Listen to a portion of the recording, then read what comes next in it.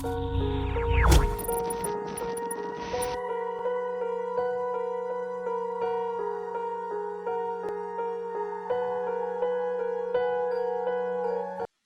tal? Este es nuestro noveno webinar de la Asociación Lorenzo Pradina. Bienvenido a este espacio donde tenemos ponencias magistrales de grandes líderes de nuestra comunidad Lorenzo Pradina. En esta oportunidad tenemos al general de brigada Ejército Peruano, Juan Urbano Revilla. El general Urbano estudió en el Colegio Militar Leoncio Prado, integrante de la 32 promoción.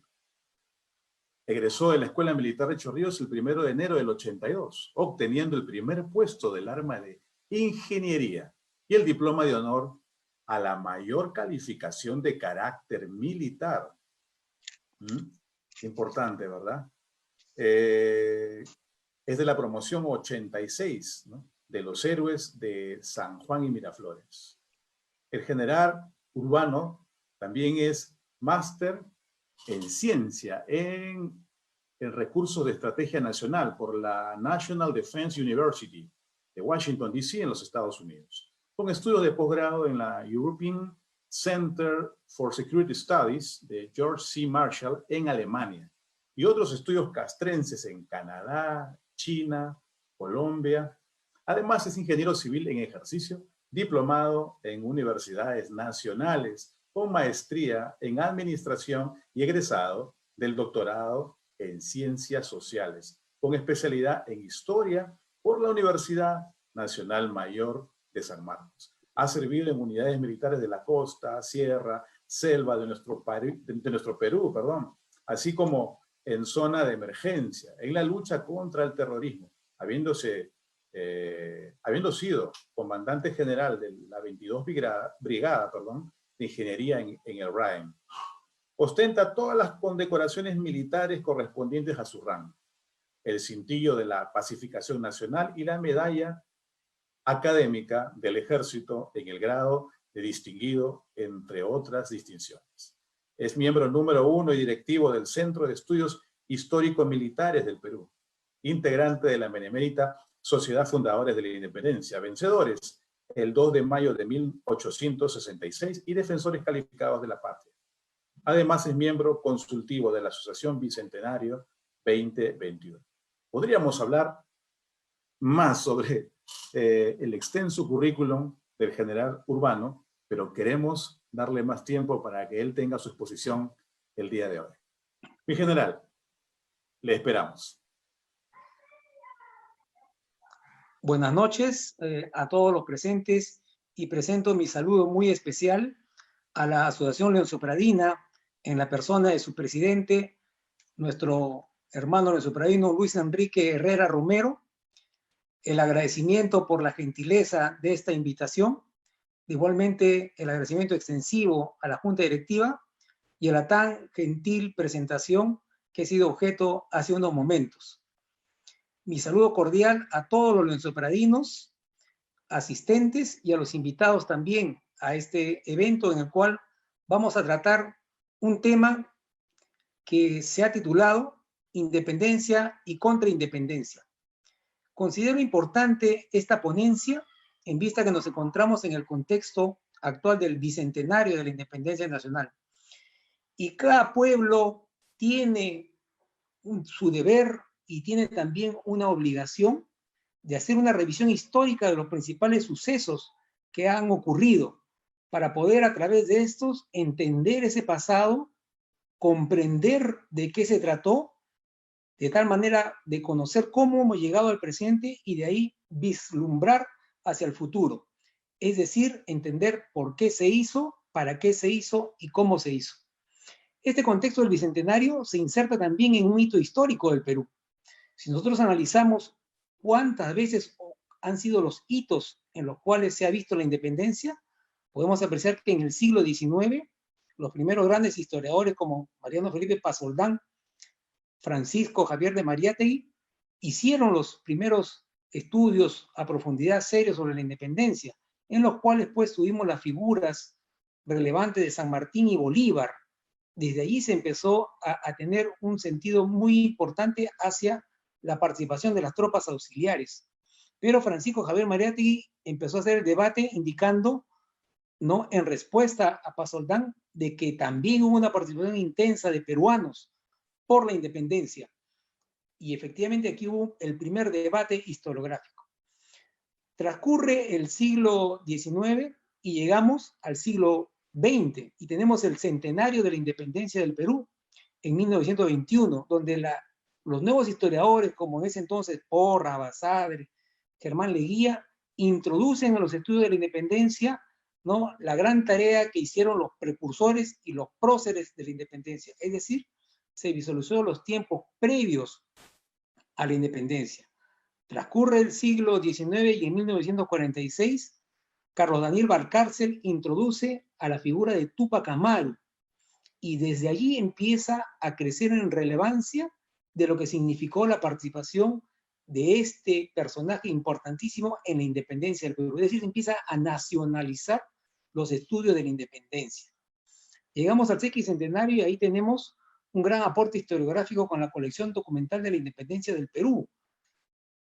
Fundamental hasta ahora, inigualable.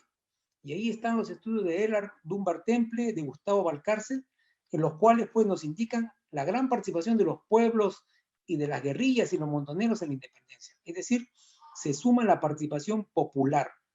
También aparecen otras tesis, como la de Heraclio Bonilla y la independencia concedida entre comillas. Sin embargo, esto no fue nuevo porque apareció desde el siglo XIX y se podrá analizar este debate más adelante. Y hemos llegado al Bicentenario, donde en este Bicentenario, si nosotros analizamos todo lo que se ha hecho en los últimos años y en particular la cantidad de exposiciones, conferencias, ponencias que se ha tenido y se tiene a través de los medios digitales, vemos pues de que ahora son las historias locales por la independencia lo que se pone en relieve. Y eso está bien. Y eso está bien y eso nos configura cuántas veces podemos nosotros revisar nuestra historia para analizarla y comprenderla. En ese sentido, en la ponencia titulada Independencia y Contraindependencia, me planteo tres grandes preguntas que puedan ayudarnos al derrotero que estoy planteando.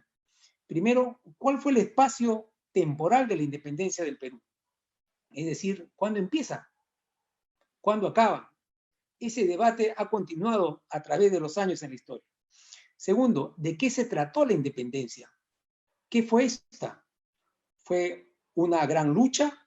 ¿Fue una guerra civil? ¿Fue una gran guerra? Lo veremos en el transcurso de esta ponencia.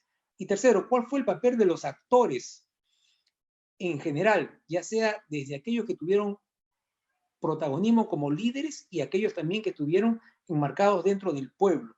Y aquellos que fueron los que a través de la acción y reacción fueron los protagonistas de la independencia y la contraindependencia. Con esto empiezo diciendo lo siguiente. La independencia del Perú tiene una particularidad, es única. No es lo mismo hablar de la independencia del Perú que las independencias de los otros estados del continente americano y de Sudamérica. Los puntos de partida de otros estados como Chile, como Argentina, como Colombia, etcétera, lo esgrimen a partir del año 1808. Sin embargo, el Perú es particular. El Perú inicia como pueblo instituido, originario en nuestros territorios. El Perú inicia su lucha contra la conquista española que apareció en 1532. Es decir, de 1532 a 1572, durante 40 años fue el ejército incaico el que se enfrentó a la conquista. Fue el único en el continente quien enfrentó a la conquista de los españoles. Y ahí hubo un ejército, y lo tenemos que este ejército, desde la propia llegada de los españoles y hasta los ejércitos de Manco Inca y de Túpac Amaru I, fueron los que rechazaron a la conquista española durante un espacio de 40 años y hasta que cayeron los últimos incas del reducto de Vilcabamba. En 1742 a 1752 tenemos participación de los primeros ejércitos nativos. Ahí está Juan Santos Atahualpa, que en la indómita y agreste topografía de lo que es ahora la selva central, estuvo allí contra los realistas y nunca fue derrotado. Este ejército se extinguió, pero no fue derrotado. Tal es así de que para los realistas la zona de San Ramón y Tarma se llamaba San Juan de la Frontera de Tarma, porque hasta allí tenían su dominio efectivo. Más allá no había dominio efectivo. Y ya algunos historiadores como Margarita Guerra, por ejemplo, ponen a este levantamiento de Juan Santos Atahualpa como uno de los hitos previos a la independencia del Perú. Ahí tenemos después la gran rebelión, la gran revolución de Túpac Amaru de 1780 a 1783. Túpac Amaru II, que es la primera gesta libertaria de América. A través de esa gran revolución que hizo Túpac Amaru, levantó todo el virreinato, sacudió todo el sistema imperante, y a través de sus bandos, Túpac Amaru fue el primero en reclamar por los derechos de los propios naturales. Él mismo se proclamó rey en su bando como Joseph I, y también emitió un bando de libertad de esclavos. Es decir, fue el primero que lo hizo antes inclusive de sucesos tan importantes como la Revolución Francesa que sucedió en otro continente. Posteriormente también la revolución de Túpac Amaru sirvió para los ideólogos, tal es así que en agosto de 1781, José Baquícano y Carrillo, ante la llegada del virrey Jáuregui, y al darle el elogio a Jáuregui, le recuerda de que existe el derecho de los gobernantes, pero también de los gobernados. Esto pues a consecuencia del levantamiento de Túpac Amaru. En 1799, Juan Pablo Vizcarra Dumán, en su carta a los españoles americanos, también dice que existe el derecho de los naturales a dirigir su propio destino. Todo esto pues basado en ese gran movimiento que tuvo Túpac Amaru. En 1805, iniciando el siglo XIX, Aguilar y Ubalde también proclamó que en el Cusco debía retornarse a un imperio tipo incaico. Difícil, definitivamente, pero existía ahí la imagen, existía la idea, la gran presencia incaica, esa utopía que ese buscando un inca que nos refiere Flores Galindo. Todos estos hechos sucedieron antes de la crisis española de 1808, que llevaron en la Junta de Gobierno, tanto en España, en el continente, en la península, como aquí en América, que fueron el punto de partida para las independencias de los otros países. El Perú tuvo todo este derrotero anterior, pero no solamente fue ello. El siglo XVI, XVII y XVIII fue un siglo de intensas luchas.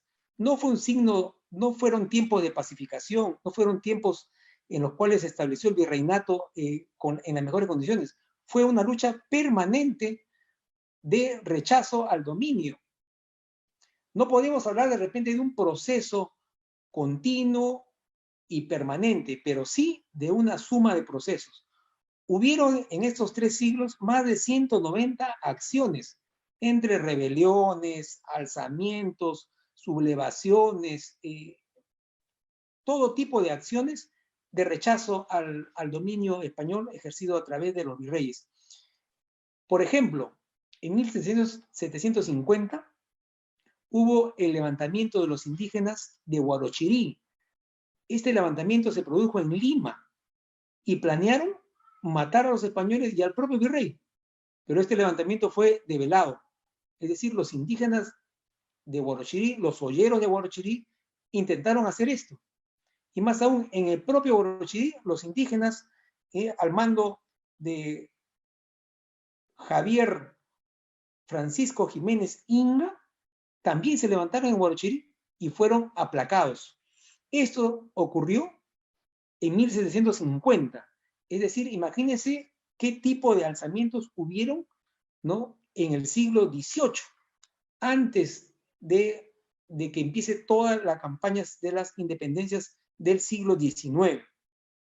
En el propio siglo XIX tenemos que en el continente hubo, sí, revoluciones, pero también las hubo en el Perú. En 1811 tenemos el levantamiento de Cela en Tacna. En 1812 tenemos los levantamientos de los Panataguas, a los cuales se suma José Crespo y Castillo en Huánuco. Y tenemos el levantamiento de los hermanos Angulo y Pumacahua en 1814 y 1815. Este levantamiento de los hermanos Angulo y Pumacahua es uno de los más fundamentales e importantes en la historia del Perú. Llegó a conquistar, llegó a tener prácticamente un alcance, ¿no?, de rebelión de casi el 50% del virreinato del Perú de ese entonces. Emprendieron 3 expediciones, una hacia Puno La Paz, la otra hacia Huamanga y la otra hacia Arequipa. Fue gravitante porque hubo aquí un ejército nacionalista, hubo un ejército que había sido conformado por los hermanos Angulo y Pumacahua, que tenía banderas propias, banderas peruanas. Era un ejército que tendía símbolos patrios como la mascaipacha.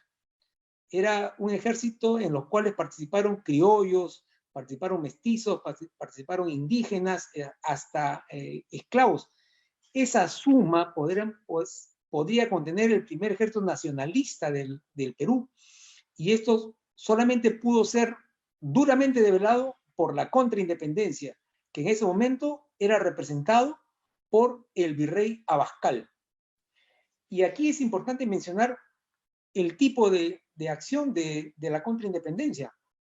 Abascal fue tal vez el virrey más sagaz, astuto y poderoso que hubo en el continente, ¿no? Imagínense, él llegó de Buenos Aires a Lima por vía terrestre, desplazándose por 1.300 leguas, o sea, casi 7.000 kilómetros en el año 1806. Así Abascal pudo tener conocimiento del territorio, la geografía, los pueblos, etc.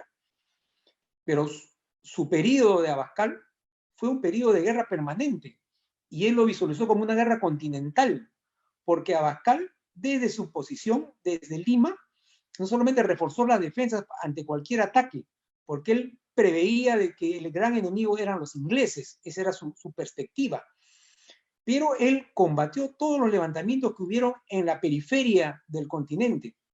Él es así que en el año 1808, 9, 10, combate a los levantamientos que hubo en las juntas de Quito, en las juntas de La Paz, combate a los levantamientos que hubieron en el Alto Perú, en los cuales las tropas desde porteñas del Río de la Plata querían ingresar por el sector del Alto Perú y vence a los realistas en la batalla de Huaqui con Goyeneche, un criollo con milicias, muchas compuestas por nativos peruanos, pero bajo la bandera del rey, porque Abascal decía que eran las tropas del rey, ¿no? Vencieron en Huaqui en 1811, ya después al mando de Pezuela vencen en Vilgapuquio, en Ayohuma en 1813 y en Viluma en 1815. Posteriormente vencen en Chile con Osorio en 1814 en Rancagua. Es decir, la contraindependencia se dirigió, sí, desde Lima, pero con banderas realistas. Y en ese tiempo, Vicuña Mackenna decía que si es que no había rey en España, porque en España había abdicado Fernando VII en 1808, lo que generó la Junta de Gobierno y generó también la aparición de Napoleón en tierra peninsular, y que coloque a su hermano José Bonaparte como rey de España, y eso generó la Junta de Gobierno que he manifestado. Si es que no había rey en España en esos momentos, decía Vicuña Mackenna que Abascal era una suerte de rey en América, porque efectivamente defendió estos territorios como lo he mencionado. Es más, Abascal tenía un plan para una gran batalla. Él estaba a la espera que en 1815 llegue la expedición de Pablo Morillo, que llegó, pero él vislumbraba que Pablo Morillo debía llegar por el mar para combatir a los rioplatenses en Buenos Aires. Y Abascal planeaba, a través de las tropas que tenía Osorio en Chile, traspasar los Andes con tropas realistas desde Chile hacia Mendoza, y de ahí derrotar a los alzados en Buenos Aires, más desde el Alto Perú, las tropas de Pezuela, empujar también hacia ese sector, más por el mar, la expedición que venía de Pablo Morillo. Es decir, ese era el gran plan de Abascal, y así lo escribe en sus memorias, que no se llegó a materializar por dos razones.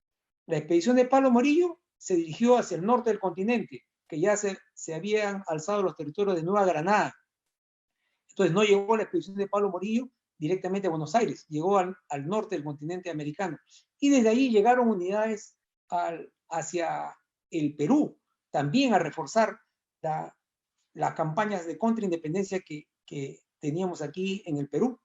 Y llegaron tropas importantes desde 1813, como fue el regimiento de Talavera, y después en 1815-16 se incrementaron las unidades realistas. Pero como decía también, Abascal en el interior del Perú había derrotado pues al movimiento más importante, que fue el de los hermanos Angulo y de Pumacahua en 1814, ¿no? Pero miren, ante qué oponente tan grande se enfrentaron los Angulo y Pumacahua. José Angulo, él se había autotitulado capitán general y tenía bastón de mando, es decir, se estaba colocando al mismo nivel de Abascal, que Abascal era virrey y era capitán general. Pumacahua había llegado hasta Arequipa y ahí había programado la independencia, y desde ahí escribía cartas hacia el virrey Abascal para que se retire, se vaya, y en sus cartas firmaba año 1 de la libertad del Perú. Ese fue el tipo de contrincante tan grande que tuvo el movimiento nacionalista de los hermanos Angulo y Pumacahua, importantísimo, que no debe dejar de siempre releerse y estudiarse. ¿Y qué decía Abascal de quienes se levantaban contra el régimen virreinal? Abascal decía lo siguiente, ¿no? Que él actuaba para no solo refrenar el orgullo de los que han sublevado los pueblos, sino para libertar a estos mismos de la tiránica opresión que él argumentaba que se hacía a través de engaños. Pero ¿qué más decía? ¿No? Que les propinaban el veneno mortal de su esclavitud en la copa de oro de una imaginada emancipación. Esa era la naturaleza de este virrey y su contraindependencia hacia el Perú. Pero en 1814, ya en el continente, San Martín empieza, estando ya desde Mendoza, su plan continental también para la libertad de la otra parte del continente, ¿no? En particular, primero llegar hacia Chile. En 1816, Pezuela ya es el virrey del Perú y también recorre el continente por vía terrestre desde el Alto Perú hacia Lima, conociendo el terreno a profundidad, conociendo la geografía y la población. En 1815 llegaron esas tropas que indiqué de Morillo, y aquí arribaron más de 1.600 españoles con los batallones ligeros cazadores de Extremadura, húsares de Fernando VII, dragones de la Unión, zapadores más ingenieros. En 1817 ya empieza a esbozarse los planes para la expedición libertadora, con apoyo también de conspiradores peruanos como Ribagüero. En 1817 el ejército de los Andes con San Martín cruza los Andes y el 22 de febrero vence en la batalla de Chacabuco. Tuvo un revés después, a inicios de 1818, en la batalla de Cancha Rayada, que fue una derrota patriota, triunfo realista, pero el 5 de abril de 1818 se triunfa definitivamente en la batalla de Maipú, lo cual asegura la independencia de Chile, y con esto se empieza a materializar el plan continental que esgrimía San Martín, que, como indiqué, fue la ruta opuesta a lo que pensaba Abascal. Pero ya aparece entonces cuál era la situación del virreinato del Perú. Estando Pezuela, ya como virrey, él escribía en 1818 al ministro de Guerra en España que la infidelidad estaba ya demasiado propagada en estas provincias y que tenía que reconcentrar sus fuerzas. Además, decía que existían elementos contrarios a la prosperidad de las armas españolas. Pide refuerzos y, en particular, indica de que la única medida y recurso necesario para conservar los territorios era disponer del absoluto imperio del mar. Y aquí es donde, a partir de Maipú y con la expedición libertadora, cambia el equilibrio estratégico de la guerra de la independencia y de contraindependencia en el continente americano. Con la Expedición Libertadora se crean dos componentes desde Chile. La Marina, que se crea a través de captura y compra de naves, y en particular en 1818 capturan la fragata María Isabel, con lo cual, una fragata española, María Isabel, con lo cual obtienen ya el dominio del mar, cambió el balance de poder, podía lanzar una expedición vía marítima. Y el ejército estuvo representado por la División de los Andes más la División de Chile. En 1819 se firmó en el Río de la Plata un tratado para la Expedición Libertadora de que se reúna y que llegue hacia el Perú. Pero este tratado argumentaba de que lo hacían en auxilio, con esa palabra, en auxilio ante pedido y clamor de los peruanos. Y efectivamente, como indiqué, ¿no? Habían pues esas comunicaciones con Ribagüero, había esa situación del continente de tierras peruanas, como lo manifestó el propio Pezuela, ¿no? Y como fue verificado también previamente por San Martín antes de lanzar su expedición.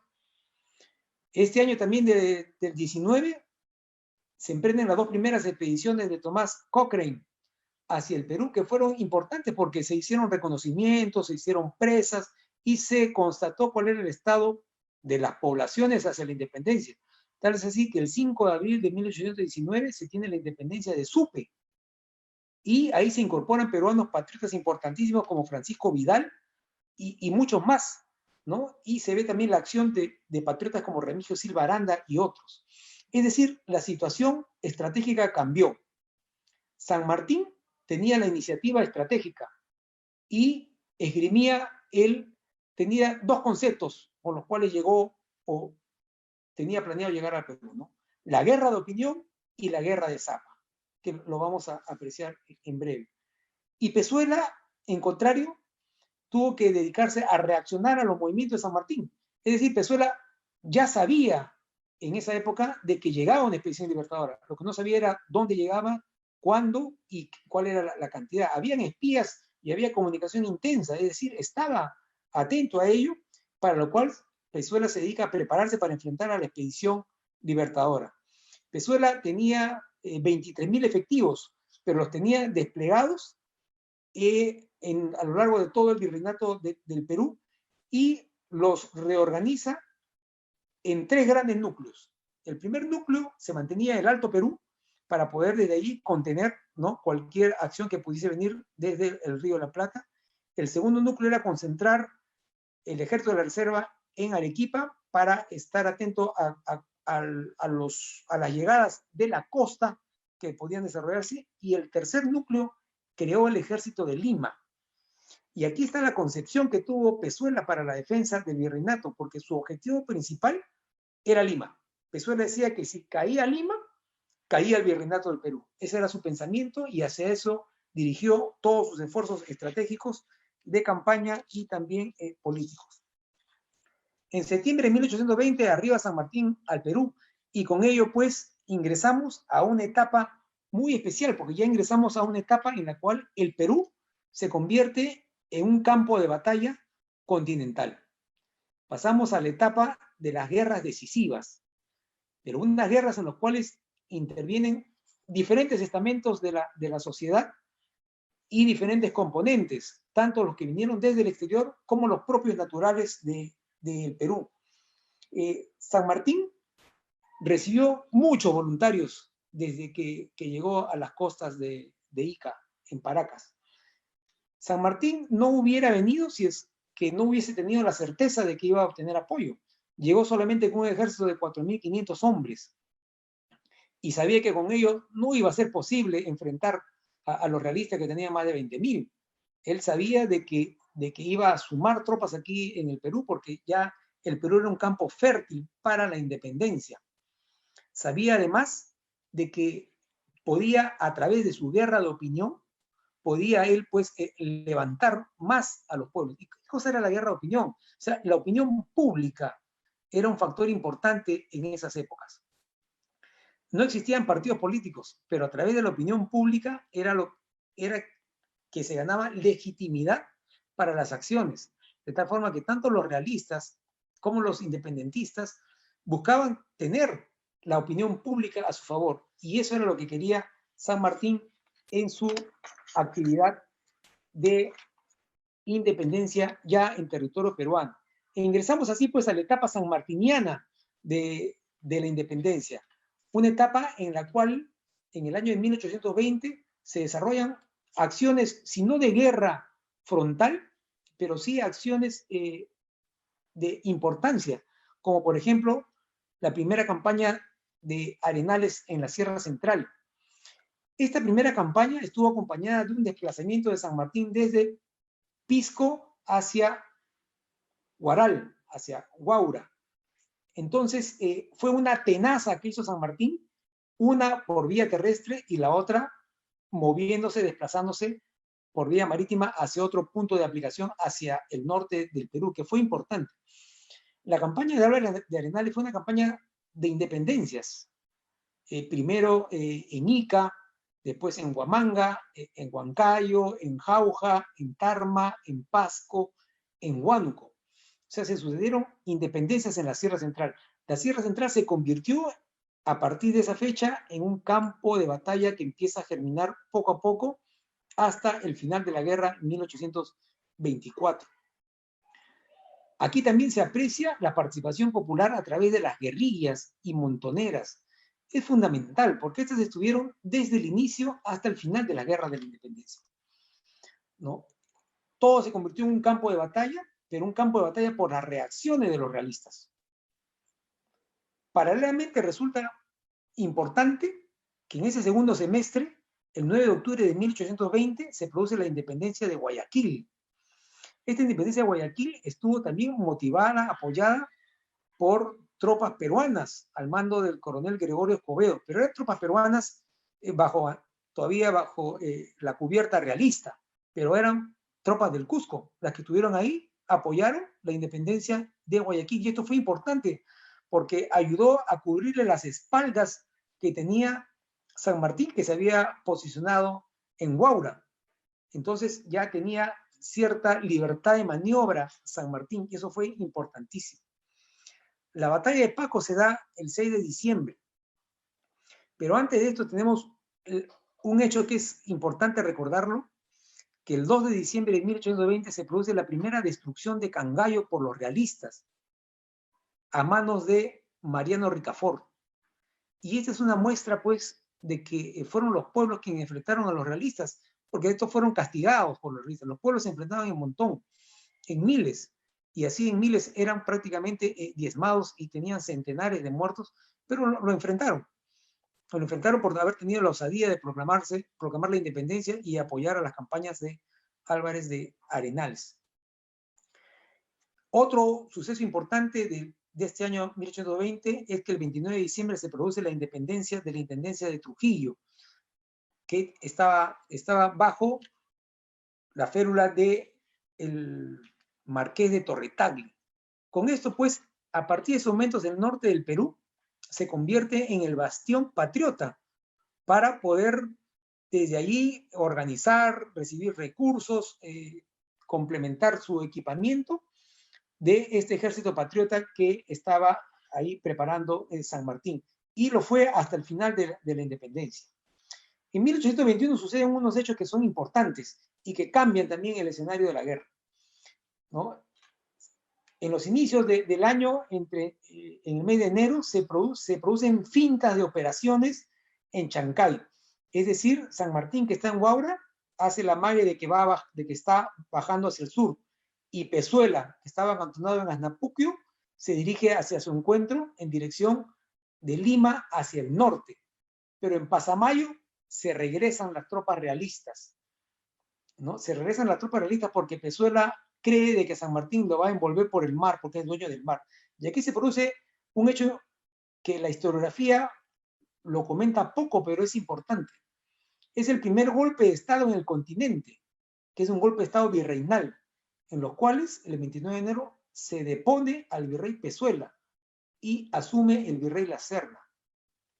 19 jefes realistas son los que deponen al virrey que estaba en el ejercicio legal del mando, ¿no? Este grupo de militares realistas, entre los cuales se encontraba Ricafort, Canterac, García Camba, Monet, Ferraz y otros tantos más, le mandan un documento escrito a Pezuela en los cuales lo responsabilizaban de todas las deficiencias que tenían en las campañas de contraindependencia que estaba llevando adelante Pezuela, y una serie de aspectos políticos, militares, hierros, etcétera, con lo cual deponen a Pezuela. Es algo inaudito. Y aquí aparece también el espíritu de facción, o sea, las divisiones entre los realistas. Ese grupo de realistas que había depuesto a Pezuela eran aquellos que habían llegado desde la época de la Serna, en 1816,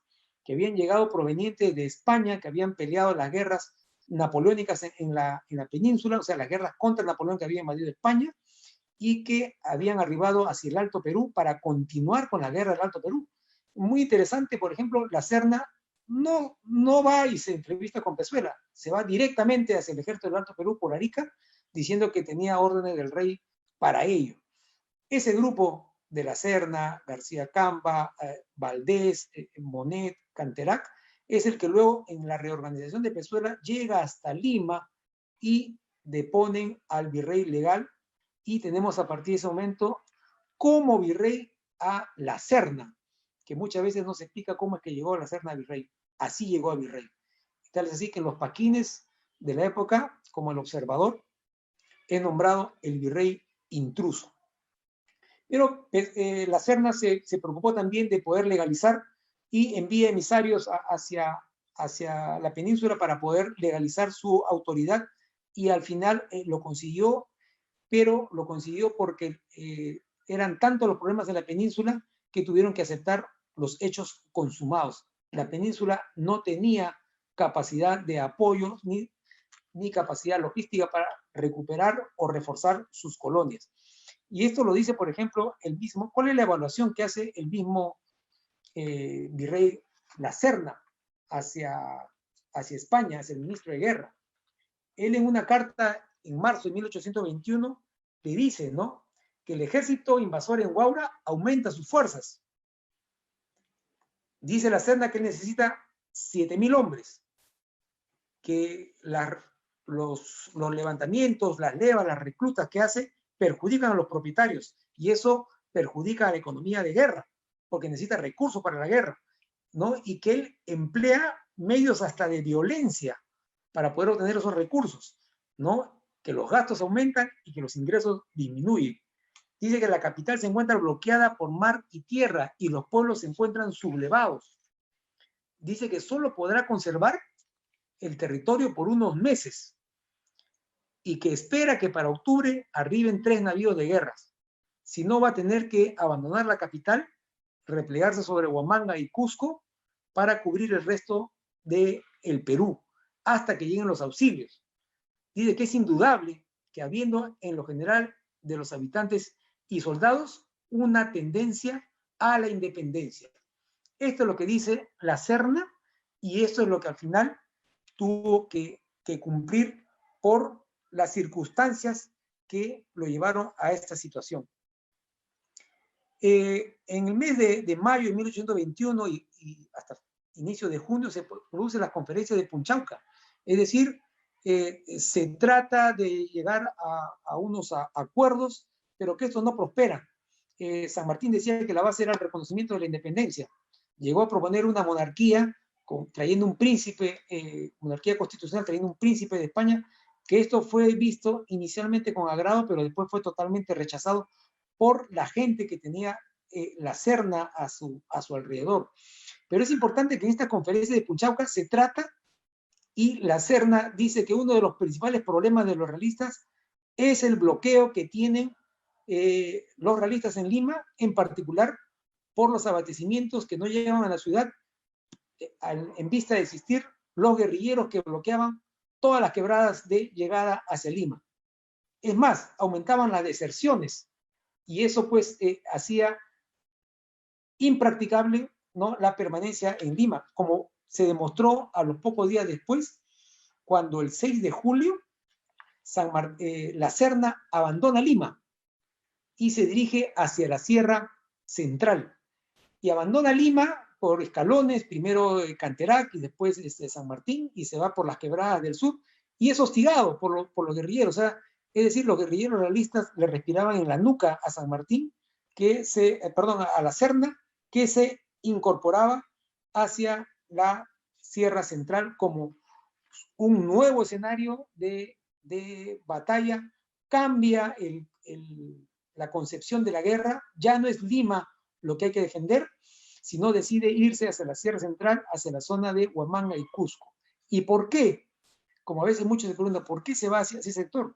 Primero, porque es un sector que existen muchos recursos. Segundo, porque es un sector muy conocido por la Serna y sus jefes realistas y las tropas. Ellos provenían del ejército del Alto Perú.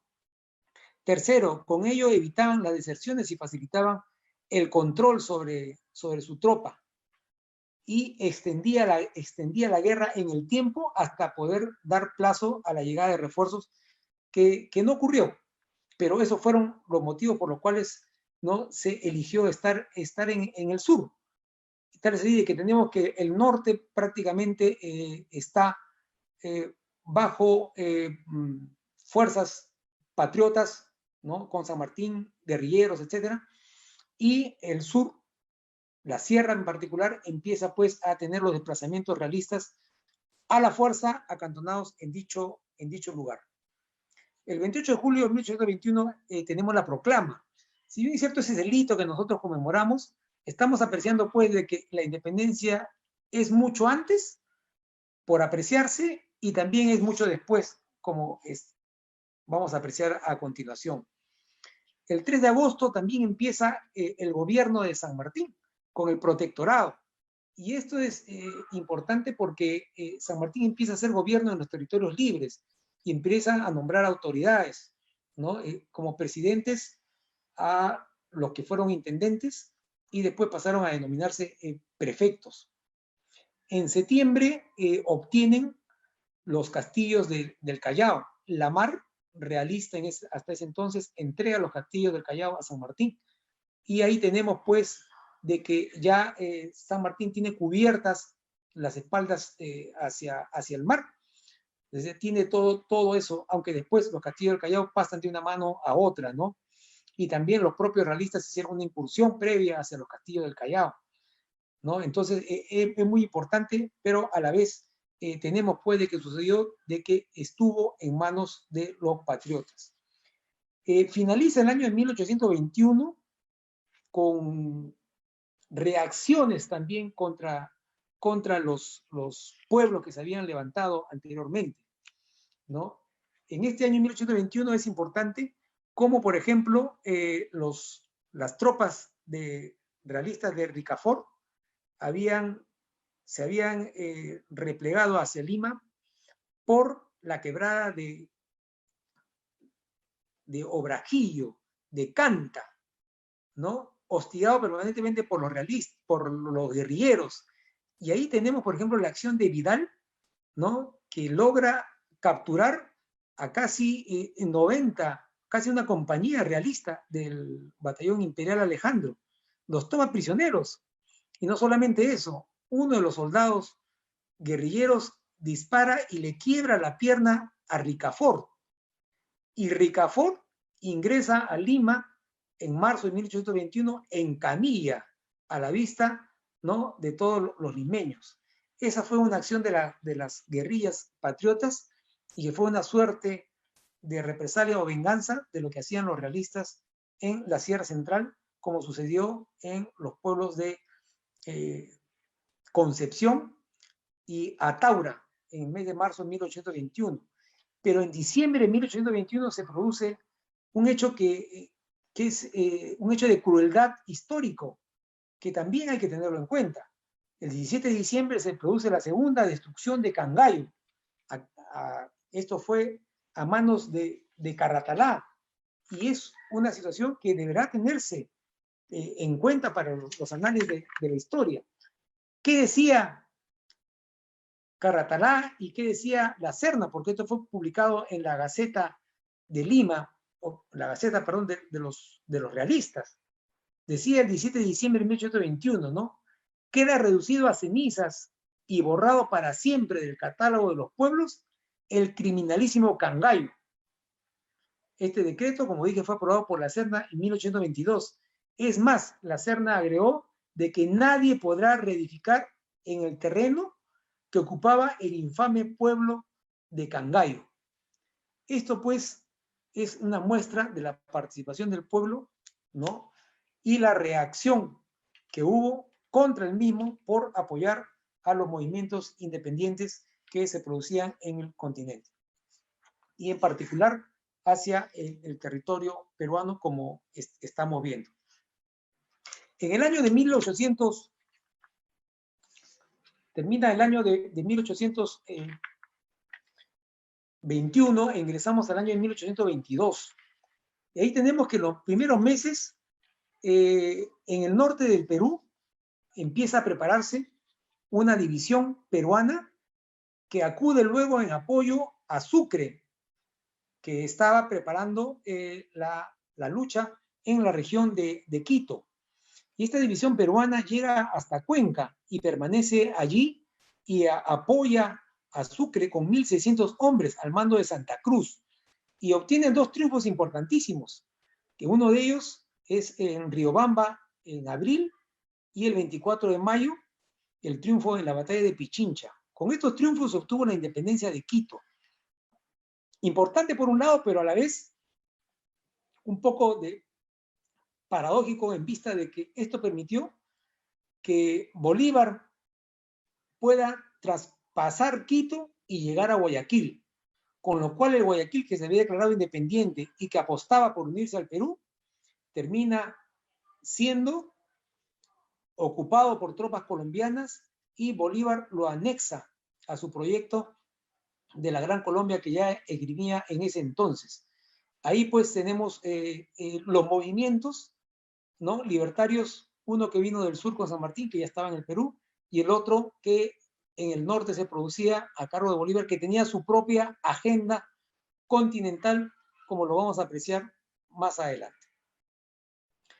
El 11 de julio, Bolívar ocupó Guayaquil e inmediatamente, a fin de este mes, se produce la entrevista de Guayaquil entre San Martín y Bolívar. Hay muchos escritos sobre esta entrevista, no hay fuentes directas. Sin embargo, podemos inferir de que definitivamente uno de los puntos tratados fue la situación de Guayaquil y el otro, el apoyo necesario para la continuidad de la guerra. Y finalmente, el régimen de gobierno que iba a tener el Perú independiente.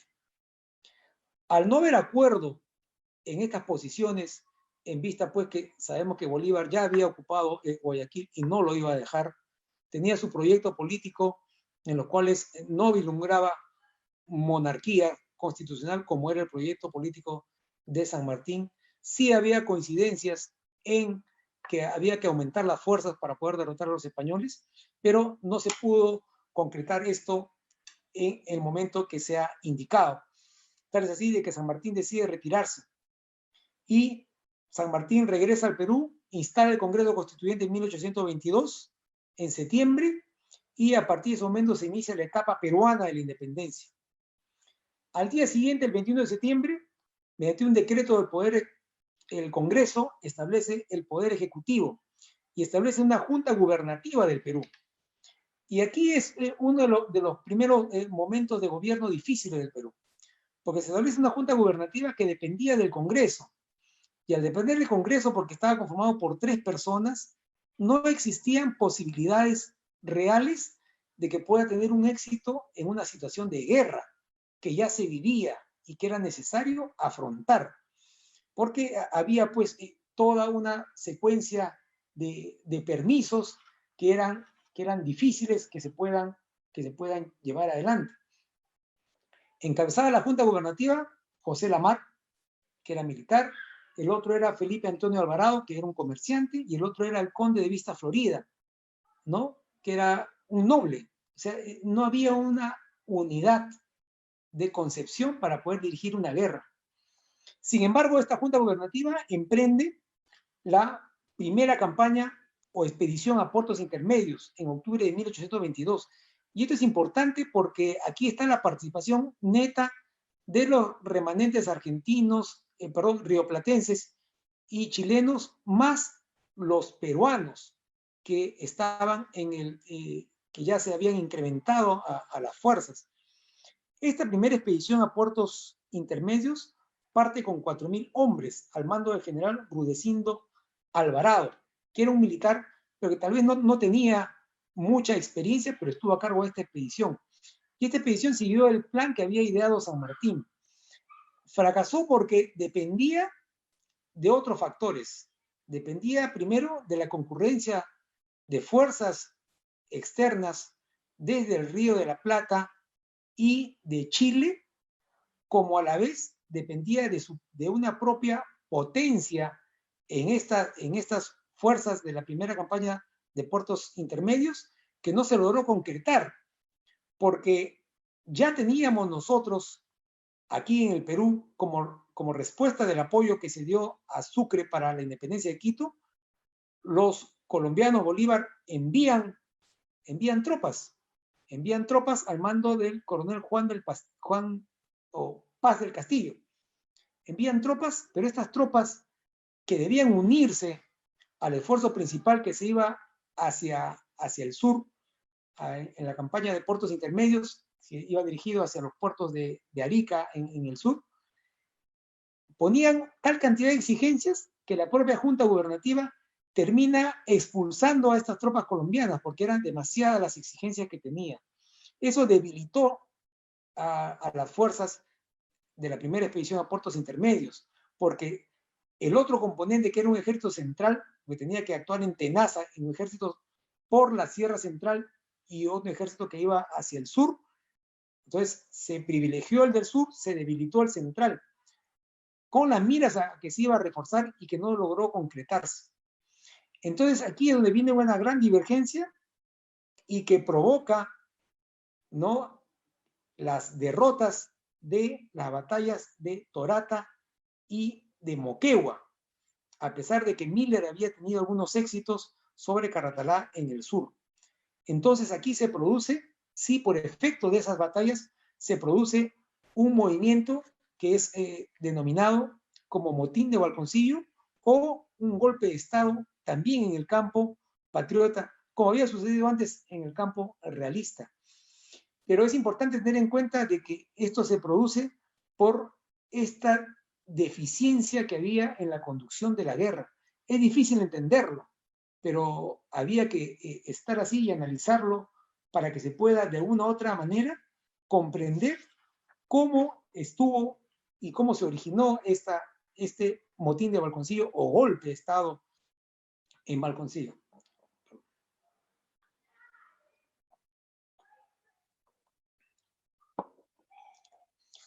El 26 de febrero se habían reunido las tropas del Ejército del Centro, que ya sé que estaban al mando ya del general Andrés de Santa Cruz, más Gamarra y 12 oficiales más.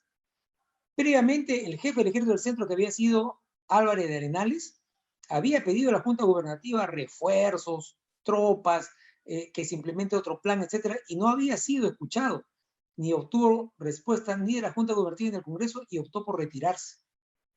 Entonces, ante ello, mandan una carta escrita hacia el Congreso, los jefes del Ejército Unido, en los cuales le dicen, dentro de muchas cosas, ¿no?, que la Junta Gubernativa no merecía la confianza pública, esa opinión pública que decía, tenía muchos vicios y se requiere de un jefe que ordene y sea velozmente obedecido.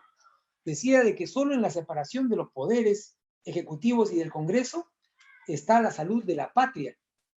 Y mientras mayores son los conocimientos de la historia militar, más y más serán los recelos que atormentan a los guerreros y los políticos. Al final, decían ejército, milicia, separación de poderes, uniformidad en la acción para rechazar al enemigo. Luego, en una nueva misiva, indican de que están a la espera de la respuesta, se suman los cuerpos cívicos a este pedido y el Congreso, bajo presión, a pesar de muchos debates, ahí tenemos al cura, ¿no?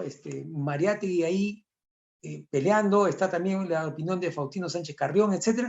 Al final se decide apoyar y se optó por designar a José de la Riva Oro como el primer presidente del Perú y que se haga cargo de los ejércitos nacionales, y para ello se le otorga el grado de Gran Mariscal de los Ejércitos del Perú.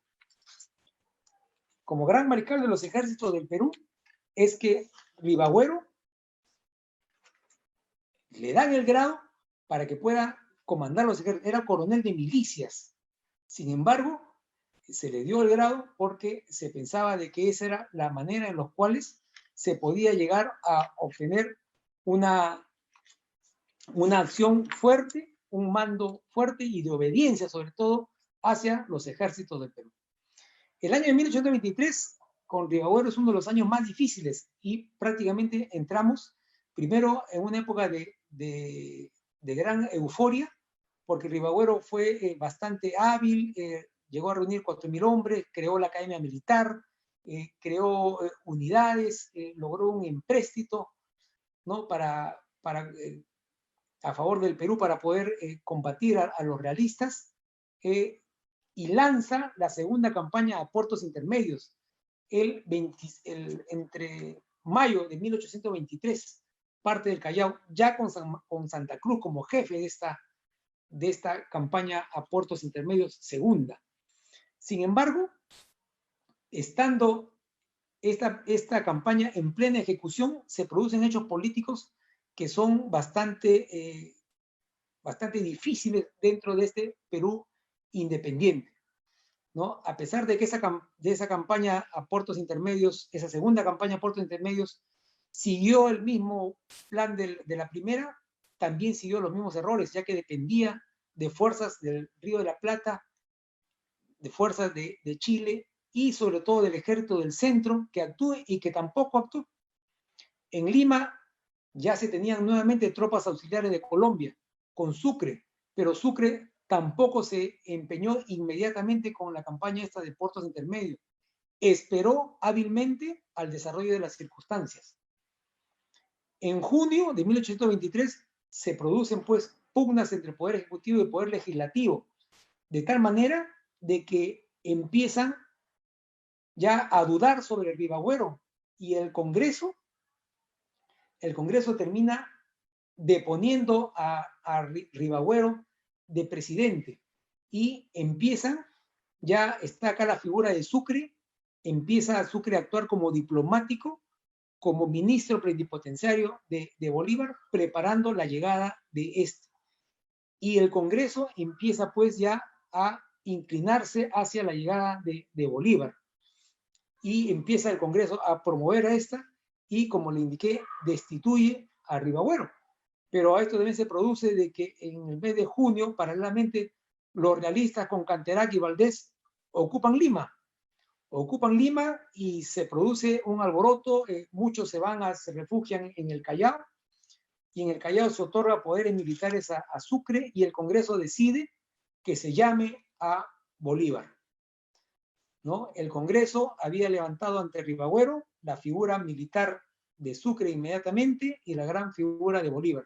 Era ya prácticamente insostenible la figura de Ribagüero, a pesar de que Ribagüero había enviado la campaña y no se sabía todavía el resultado de la segunda campaña a puertos intermedios, pero ya el Congreso lo había cesado. Ribagüero se va a Trujillo y establece allí con un grupo otro Congreso, un Congreso pequeño, ¿no? Y a la vez se llegó a que teníamos nosotros en esas circunstancias, teníamos 2 presidentes y 2 congresos.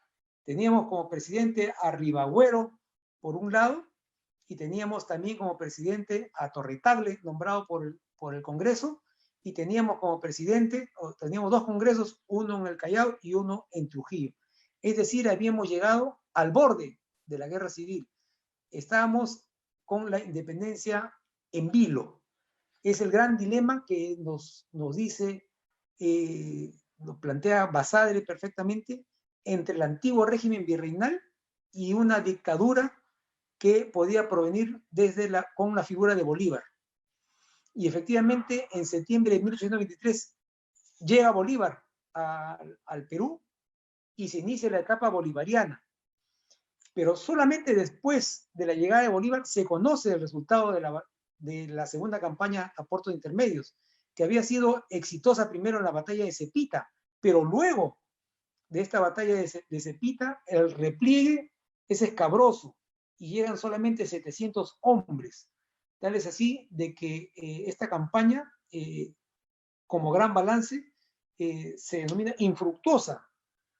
Sucre solamente llegó hasta Arequipa, estuvo allí expectante y no se sumó, no se comprometió. Tal es así de que las tropas quedaron a merced, ¿no? O para el empleo de la nueva etapa bolivariana que se inició con la llegada, pues, del libertador Bolívar, que crea un verdadero estado de guerra aquí en el Perú. Se emplean todos los recursos, ¿no? Su ministro José Faustino Sánchez Carrión es el organizador civil de la victoria, también llamado así por Raúl Porra Barrenechea, ¿no? Se emplean hasta los clavos de las puertas y las maderas de las iglesias, todo para obtener recursos para la guerra. Se hace requisas, se hace reclutamientos obligados, ¿no? En 1824 hay un bando de reclutamiento general para todo el norte que tenía que llegar a reclutar aproximadamente 6.000 hombres y que se llegó a obtener. Tal es así de que se arma una maquinaria de guerra, porque Bolívar se dedica exclusivamente como dictador a prepararse para la guerra. Entendió de que solamente la independencia se lograba mediante un aparato de guerra y lo creó, y esa es la virtud hacia ese momento. Y hacia él se sumaron todos. Se sumaron inclusive aquellos que siguieron a Ribagüero, porque Ribagüero fue también opositor a la llegada de Bolívar y los gran colombianos. Y efectivamente hubo muchos peruanos, como los propios guerrilleros famosos como Quispe Ninavilca y otros más, Francisco Vidal también, de que apoyaban a Ribagüero. Pero al final también apoyaron a Bolívar, porque comprendieron de que había que tener una unidad, un criterio único de guerra para poder llegar a esa maquinaria que se armó en Junín, para Junín y Ayacucho.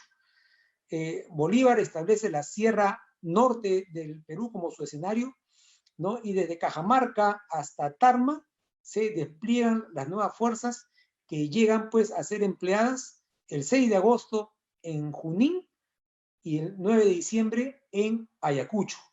Batallas que se conocen en extenso y no voy a ahondar en ellas, solamente mencionar de que en Junín fue fundamental, como sabemos, la participación de los húsares del Perú a través de la participación de Errázuriz, ¿no? Y más aún, fueron los guerrilleros quienes persiguieron a los realistas que escaparon de Junín. A la caballería orgullosa de Canterac fue perseguida y llevada hasta la cortadura del río Pampas por los guerrilleros patriotas, los guerrilleros peruanos que estuvieron allí, ¿no? Miller en sus memorias habla de los guerrilleros, porque Miller en la preparación del ejército de Bolívar, ¿no? Fue nombrado jefe de los guerrilleros y habla sobre ellos y es fascinante cómo decirlos, ¿no? Y los describe de manera fastuosa. Dice, porque estos guerrilleros no tuvieron, eran hombres que podían representar junto con los montoneros todo lo posible, ¿no? Unos estaban montados en caballos, otros en mula, otros tenían trajes diversos que lo habían capturado a los realistas, tenían sombreros, otros tenían plumas, unos tenían ponchos, otros tenían armas de diferentes tipos, pero ahí estuvieron e inclusive los saludaron militarmente con una salva a Miller, con un disparo. Esa fue la impresión de Miller de los guerrilleros que combatieron con él en Junín y que también llegaron en Ayacucho.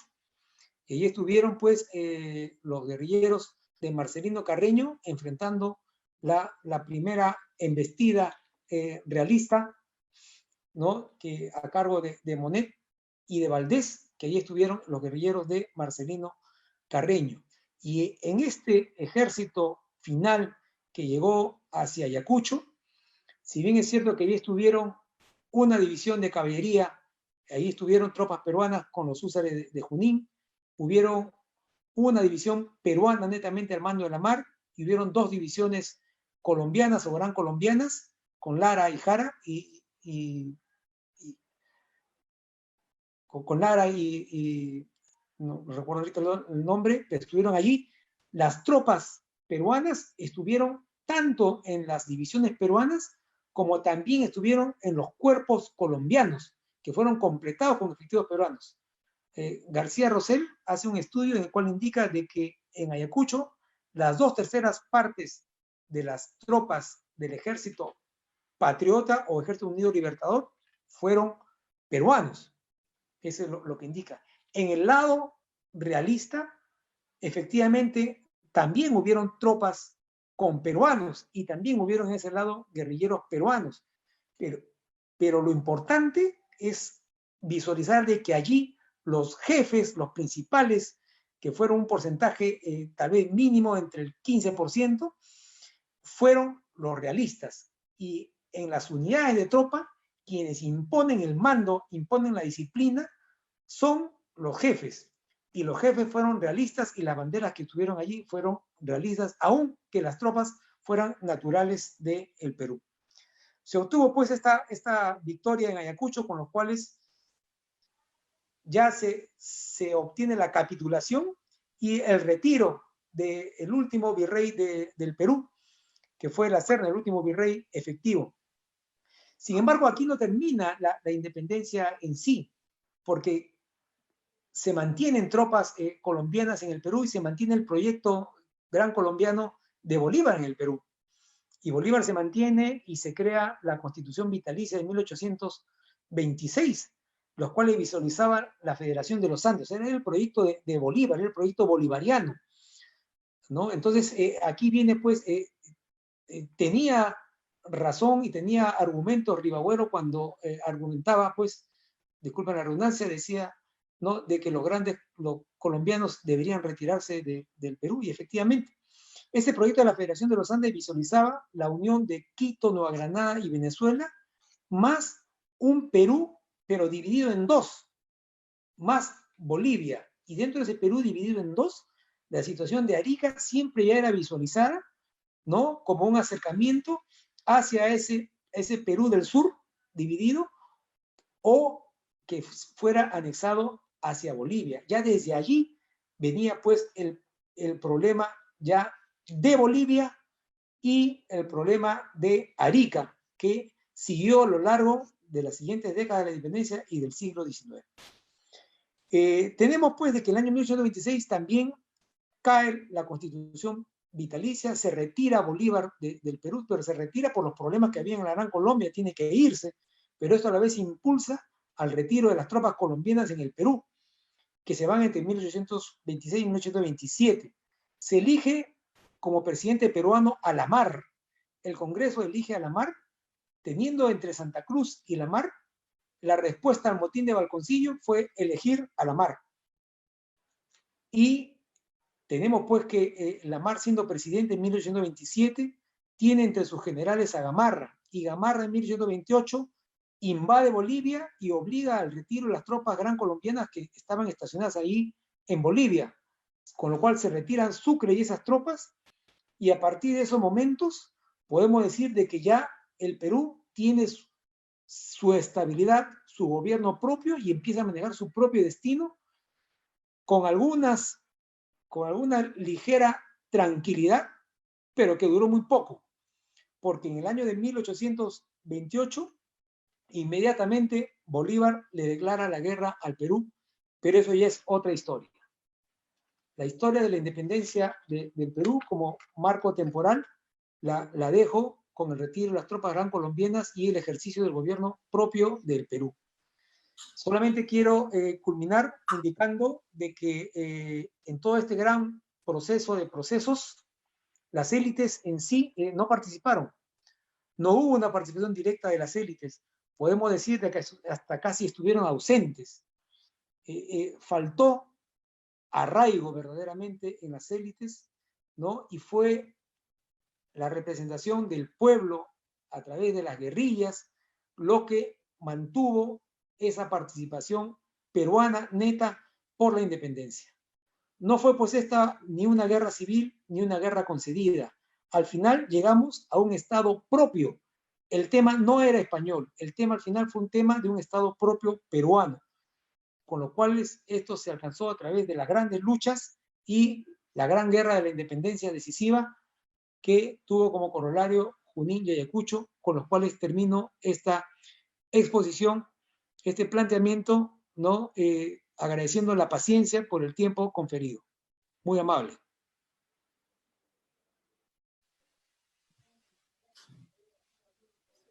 La verdad que no me cansaría de seguir escuchándolo, general Urbano.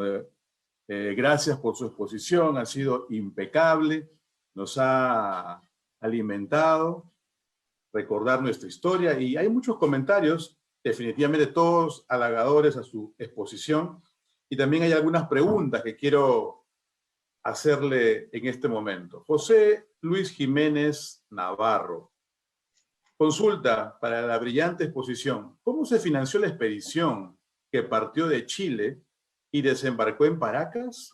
¿De dónde provenían los fondos necesarios para tan grande empresa? Bien, agradezco la pregunta, muy importante. Como mencioné, en el año de 1819 se firma un tratado entre la República naciente de las provincias del Río de la Plata y la República de Chile, por los cuales se debe de financiar la campaña, la expedición libertadora hacia el Perú. Y efectivamente se inició este financiamiento de la campaña con los recursos, ¿no?, del Río de la Plata y de Chile. Los recursos del Río de la Plata eran exiguos, y al final los recursos de los comerciantes chilenos y también del naciente Estado fueron los que solventaron esta salida de la expedición libertadora hacia el Perú. Es importante resaltar aquí también dos cosas. A partir que llega al Perú la expedición libertadora, todo es asumido con los recursos del Perú, con los recursos existentes en el Perú. Es decir, ganados, alimentación, víveres, tropas, hombres, todo fue financiado por el Perú. Pero es más, en el tiempo, el Perú después, en el gobierno de Castilla, pagó todos los costos de la expedición libertadora que vino desde Chile. Lo pagó y el presidente Montt firmó y los recibos correspondientes de todos los gastos que demandó la expedición libertadora, que fue financiada, como indiqué inicialmente, desde el Río de la Plata, desde Chile, pero después fue también solventada con los recursos peruanos, ¿no?, desde 1820 ya en el Perú, y al final se pagó absolutamente todo en dinero. Excelente respuesta, general Urbano. También José Quisgar pregunta: excelente disertación. Hablemos un poco más de José Faustino Sánchez Carrión y su postura contra San Martín y Bolívar. Bien, agradezco la pregunta, y de manera muy especial a José Quisgar, compañero de la 32, ¿no? Y definitivamente nos colocamos en el terreno de las ideas.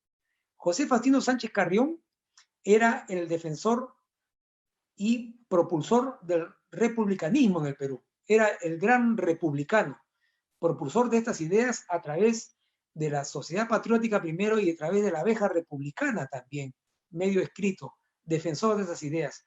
Por eso podemos decir de que era, digamos que, opositor al proyecto político de San Martín, que era el de establecer una monarquía constitucional. Más bien, José Faustino Sánchez Carrión entiende que con la llegada de Bolívar, el proyecto ya no es una monarquía, el proyecto es una república, y la república fue instituida ya desde los estatutos provisorios del Perú, o sea, por el propio Congreso peruano que se formaba. O sea, el propio Congreso peruano es que establece que el Perú va a ser una república. Y eso es el debate ideológico que se ganó al establecer la república.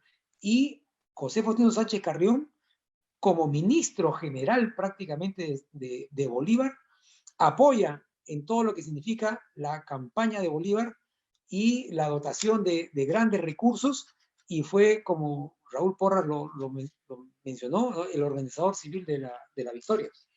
Apoyó a Bolívar. También tengo otra pregunta aquí de Hugo Pereira Plasencia. Dice, tengo 3 preguntas, querido Juan. ¿Cómo cayó Ribagüero? ¿Por qué los colombianos casi fusilaron a Castilla en 1823 y le impidieron participar después en Junín? ¿Por qué hubo tantos nacidos en el Perú en el bando realista en la batalla de Ayacucho? Bueno, no fueron 3, creo que ya vamos por la 4ª. ¿Combatían estos 7.000 nacidos en el Perú por convicción realista o por terror frente a los 500 peninsulares que estaban distribuidos en los diferentes cuerpos leales del rey? Bueno, mis saludos a Hugo Pereira, directo amigo, embajador, compañero en estudios en San Marcos. Son varias preguntas, ¿no? La primera, Sí, la primera obviamente habla sobre el Ribagüero, cómo cae el Ribagüero. Así ¿No? es. El Ribagüero cae definitivamente porque es el propio Congreso de la República quien levanta ante Ribagüero la figura de Sucre y la figura de Bolívar, ¿no? El propio Congreso, que en 1823 empieza, el Congreso que había ungido a Ribagüero como presidente, le tenía una deuda ahí por saldar, en vista pues que Ribagüero había sido un presidente impuesto a la fuerza. Entonces, en el momento más preciso o más oportuno, se devolvió esta medalla, como se dice, ¿no? Y es el Congreso quien levanta la figura de Bolívar y de Sucre primero ante Ribagüero, y obligan a que el propio Ribagüero acepte que venga Bolívar, y ante ello ya no fue posible el sostenimiento de Ribagüero. Es más, cuando llega Bolívar al Perú y con el Congreso declaran pues a Ribagüero reo de alta traición porque tuvo contactos con los realistas, pero lo que hizo Ribagüero no fue sino seguir la línea primigenia que había tenido San Martín en Punchauca, ¿no? Ribagüero ve una amenaza en los gran colombianos, y efectivamente así el tiempo demostró de que Bolívar venía con su propio proyecto, ¿no? Entonces ese es parte de la caída de Ribagüero. No hay que olvidar de que si Ribagüero hubiera tenido un éxito militar, no hubiera caído, pero Ribagüero en sí cae antes de la batalla de Cepita, o sea, antes de que no prospere la segunda campaña intermedios, que fue el eje de Ribagüero. O sea, el eje militar de Ribagüero, lo que los podía sostener Ribagüero, hubiera sido un resultado exitoso en la segunda campaña intermedios. Pero antes de conocer ese resultado, lo depone el Congreso a Ribagüero y levanta la figura de Ribagüero por las intrigas, ¿no? Por el movimiento de los realistas que amenazaban Lima, Canterá que había ingresado a Lima durante un mes, etcétera. Entonces había ese temor de que tuviese la fuerza suficiente Ribagüero, y Ribagüero se había pues empeñado en hacer una independencia por los propios peruanos, ¿no? Apurando antes de la llegada de Bolívar, ¿no? Ese es parte, dentro de tantas razones más, de la caída de Ribagüero. 1. 2. Castilla. Castilla es formado dentro de los ejércitos patriotas que se forman en el norte, ¿no? Castilla había sido, igual que muchos de la generación de la independencia y que ocupó los puestos de relevancia en las primeras décadas republicanas, Castilla había sido un joven realista, ¿no? Un joven formado como cadete realista, pero abrazó la causa patriota. Y Castilla es nombrado para formar los regimientos de caballería ahí que se preparaban para las batallas de Junín y Ayacucho. Pero Castilla se niega a entregar el mando de las tropas a Morán, si no me equivoco, que era gran colombiano. Entonces, Castilla se niega a obedecerle a Bolívar de entregar el mando de las tropas peruanas. Por eso es que Castilla es sancionado, digamos así, entre comillas, por Bolívar, y por eso es que Castilla no está en Junín, y bueno, después ya es liberado, ¿no? Pero ese es también, Castilla es uno de los que se opone a los gran colombianos y se enfrentó a Bolívar, así, abiertamente. La tercera pregunta, si no me equivoco, podría repetir algo sobre los Sí, patriotas peruanos, ¿no? O sea, sí, los nacidos en el Perú que pelearon también por los realistas. sí, Entiendo esa combatían parte. estos 7.000 nacidos en el Perú por convicción realista o por terror frente a los 500 peninsulares que estaban distribuidos en los diferentes cuerpos leales al rey. Ya. Las organizaciones de los cuerpos de tropa hay que conocerlos a cabalidad. Aquí estamos hablando de ejércitos que tenían normas bien claras, tenían normas tanto para su disciplina, para su organización y para su conducción.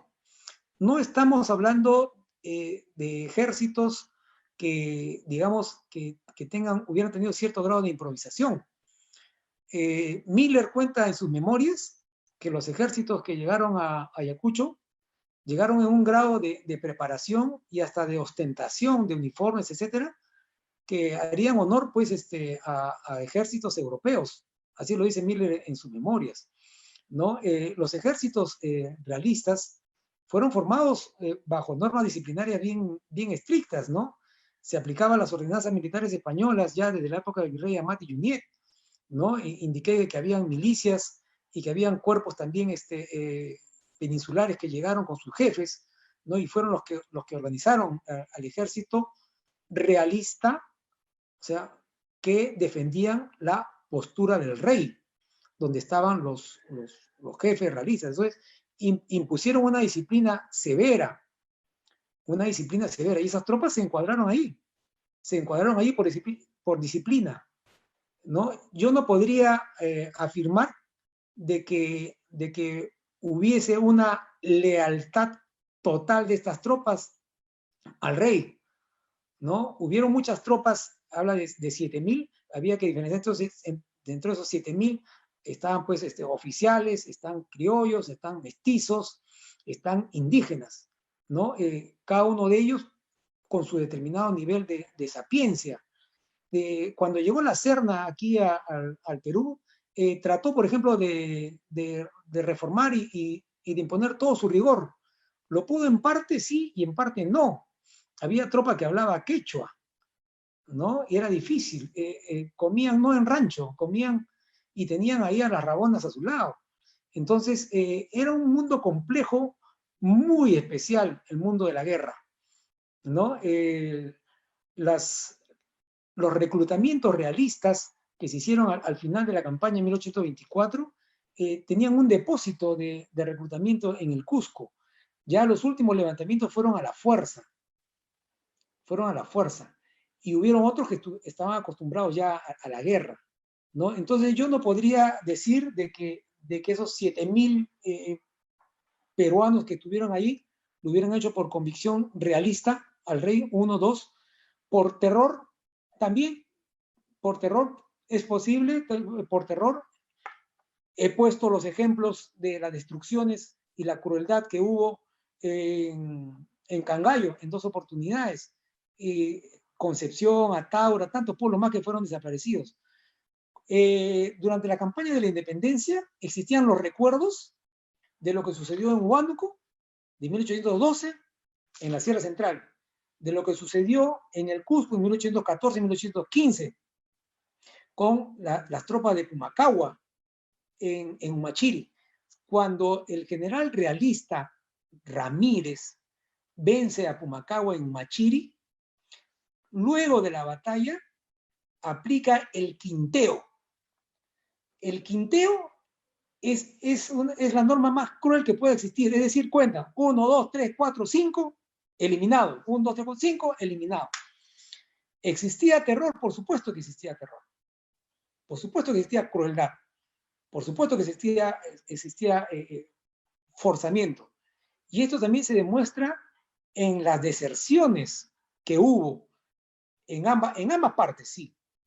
En ambas partes. Pero la particularidad es que las deserciones de esos 7.000 que habla mi buen amigo Hugo, ¿no? Gran parte de esas deserciones que hubieron a lo largo del tiempo, ¿no? Más, menos, se fueron a engrosar el lado patriota. Y eso lo indica así, lo escribe el propio García Campa en sus memorias, ¿no? En cuanto a las cantidades, difieren, ¿no? Difieren cuántos fueron los realistas que llegaron a Junín, Ayacucho, etcétera, ¿no? Pero sí hubo una gran cantidad de deserciones también, ¿no? Y como indiqué, también los realistas abandonaron Lima porque había una gran cantidad de deserciones. En Basadre también y en la Abeja Republicana explican sobre ello, ¿no? De que era tal cantidad de deserciones que tenían que irse a otros terrenos en los cuales pues sea más difícil la deserción. Entonces, eso es lo que yo podría decir al respecto. Sí, ya la última pregunta, porque ya estamos sobre el tiempo, general Urbano. José Luis Jiménez Navarro dice, ¿cuál es su opinión respecto a la voluntad política de San Martín de pretender una monarquía constitucional? Bien, muchas gracias por la pregunta. Yo creo que aquí estamos ante un tema muy importante, ¿no? Imagínense, San Martín viene de libertar a Chile. Y en Chile, San Martín no establece una monarquía constitucional. San Martín se dedica al aspecto militar y deja a O'Higgins el gobierno. Entonces, divide claramente lo que son las funciones San Martín. Pero San Martín también tenía la experiencia de lo que sucedía en el Río de la Plata. Y en el Río de la Plata existía un desgobierno y una anarquía muy grande. Y San Martín era conocedor de la situación del Perú. Como lo ha manifestado, San Martín envía emisarios, tiene correspondencia con patriotas peruanos como Ribagüero y otros más. Entonces, San Martín esboza, él considera de que por las características del Perú debería de establecerse una monarquía constitucional, que fuera un elemento de tránsito hacia poder tener ya un gobierno totalmente independiente, digamos así, porque una monarquía constitucional de alguna u otra manera hubiera mantenido un lazo con España, y eso no hubiera sido posible, pero ese era el argumento que tenía San Martín. O sea, él pensaba de que el Perú se podía volver ingobernable, y al ser ingobernable podía revertir en todas las independencias de América. Hay que entender que San Martín también cuando llega acá, llega también con el interés de asegurar la independencia de las Provincias Unidas del Río de la Plata y también la independencia de Chile. O sea, es decir, mientras el Perú no sea independiente, la América no podía ser independiente de España, ¿no? El proyecto monárquico de San Martín no triunfó. No triunfó, y aquí también está creo yo, una apuesta peruana. Porque como dije, por ejemplo, quienes tal vez hubieran podido apostar, apoyar el proyecto monárquico de San Martín hubiera sido la élite ilustrada, la élite que tenía nexos, lazos con la península. Pero no, esa élite se abstuvo. Y esa élite se abstuvo porque no tenía arraigo, no estaba arraigada en el Perú. O sea, como decía Jorge Basadre, ¿no? en el Azar, en la historia de sus límites, donde compara el arraigo de la nobleza, pero el desarraigo de la nobleza peruana, igual que el desarraigo de los zares en Rusia, es decir, que estaban y no estaban. Entonces, esa posible clase política que hubiera sido la nobleza ilustrada, etcétera, que pudo apostar por la monarquía constitucional, no lo hizo. ¿Y quiénes apuestan por la república? Apuestan otros estamentos, ¿no? Estamentos, y aquí lo quiero decir, los estamentos militares apuestan por la república. Los estamentos militares no apuestan por la monarquía. Nadie se pensó coronarse en rey. Y son esos estamentos militares los que asumen, tienen un protagonismo dentro de la independencia, ¿no? Y hay que reconocer en ellos que apostaron por la república. Es más, apostaron por una república unitaria, porque tampoco apostaron por la república de Bolívar, o el proyecto de Bolívar, que era dividir al Perú. O sea, al no estar la élite ilustrada, quedó lo militar, el estamento militar tan vilipendiado por el caudillismo, por el militarismo, etc. Pero ese estamento militar, ¿no? Muchas veces asusado y muchas veces puesto con sobrenombres, mantuvo la república, mantuvo un Perú unitario, y así fue como llegamos a las siguientes décadas turbulentas, que son motivo de otra materia, pero sucedió así, y agradezco tan gentiles preguntas. Muchas gracias por la participación de nuestro hermano Leoncio Pradino, Juan Urbano Revilla, general El Retiro. Gracias, Juan. Seguro que van a haber muchos programas más analizando la historia de nuestro país. Nos despedimos de este webinar que hemos tenido, el número 9, para encontrarnos en un próximo webinar con nuestros hermanos Leoncio Pradinos. Muchas gracias a todos los que han tenido la paciencia, dispensen el tiempo extendido, pero ha sido una grata ocasión encontrarnos con nuestros hermanos venezolanos, amigos historiadores, peruanos que aman a esta patria que nos ha costado llegar hacia donde estamos, haber contribuido en la reflexión de lo que sucedió para comprenderla y para poder asumir los retos del futuro. Me despido con un alto del pensamiento, como una bandera, y un saludo hacia todos ustedes, queridos amigos. Muy amable por su atención.